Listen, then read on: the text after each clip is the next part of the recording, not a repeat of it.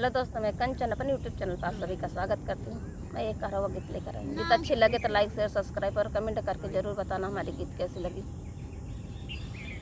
देवरू हो भरावाई गगरिया, देवरू हो भरावाई गगरिया, भरवाई गगरिया सिर पे उठाई दा, भरवाई गगरिया सिर पे उठाई दा, देवरू हो पकड़ाई दा डगरिया, देवरू हो पकड़ाई दा डगरिया, देवरू हो भरावाई दा गगरिया।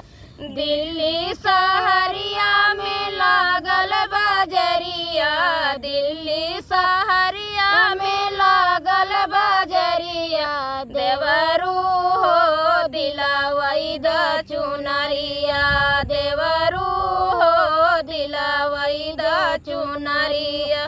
चुंदरी पहिरे मैं पटना में ठाड़ी, चुंदरी पहिरे मैं पटना में ठाड़ी, देवरू हो मोहे लागी नजरिया, देवरू हो मोहे लागी नजरिया। पटना सहरिया से बैदा बोलाई दा, पटना सहरिया से बैदा बोलाई दा, देवरू हो झरवाई दा नजरिया, देवरू हो झरवाई दा नजरिया।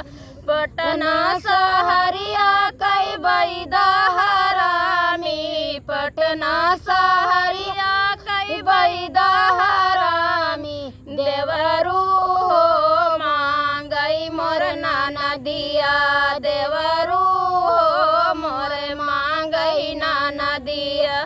रुपया लैला पैसा लैला, रुपया लैला पैसा लैला, बैदा हो मोरे ये कई नाना दिया, बैदा हो मोरे ये कई नाना दिया।